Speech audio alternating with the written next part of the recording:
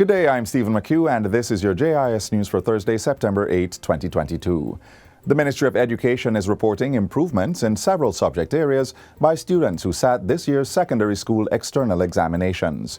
The Caribbean Secondary Examination Certificate, CSEC, and the Caribbean Advanced Proficiency Examination, CAPE tests were administered in June and July. Minister of Education and Youth Fable Williams says there were improved pass rates for 12 of the 34 CSEC exams taken by Jamaican students this year, 9 of them with an average pass rate of over 80%. Most notable among them are passes in additional mathematics, which increased by 12.3%, English B, which increased by 9.1%, and electronic document preparation and management, EDPM, which increased by 7.3%.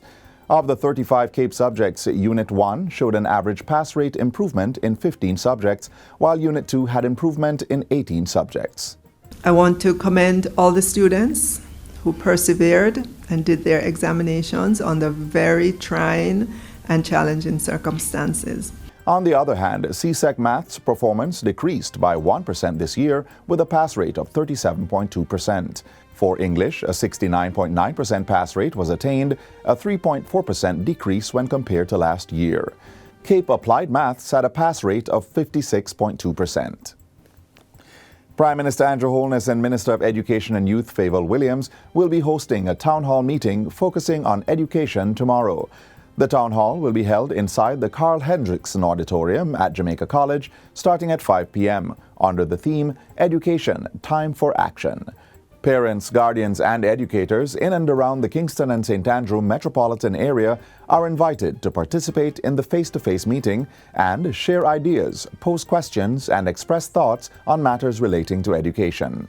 Persons may also join online by visiting the social media pages of key government agencies.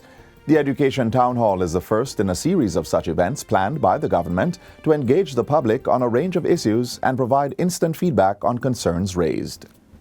In other news, the Ministry of Health and Wellness has outlined new quarantine orders for monkeypox, which will see persons ordered to be quarantined immediately upon suspicion. This was done in collaboration with the Attorney General's Chambers and the Chief Parliamentary Council. The new orders take into consideration the fact that the virus has an incubation period of 5 to 21 days and that infected persons can be contagious for up to 28 days. Given the first diagnosed case of the individual leaving without authorization from the Maypen Hospital, we have adjusted those rules where the quarantine order is imposed immediately in order to just be absolutely certain that persons will comply. And given the period of the impact of the virus, both in terms of developing but also in terms of the period it takes on average to be contagious. The change follows recommendations to the Minister of Health and Wellness from the Central Health Committee, which was convened on July 11 this year. So far, Jamaica has recorded 9 confirmed cases of monkeypox. Security presence has increased in sections of Olympic Gardens in St. Andrew following several shooting incidents this week, which resulted in the deaths of 6 persons. The community has since been placed on a 48-hour curfew, which ends at 8 p.m. tonight. Prime Minister Andrew Holness, who is Member of Parliament for the constituency, visited the area yesterday and assured residents that the police were doing everything to ensure their safety and bring those responsible to justice.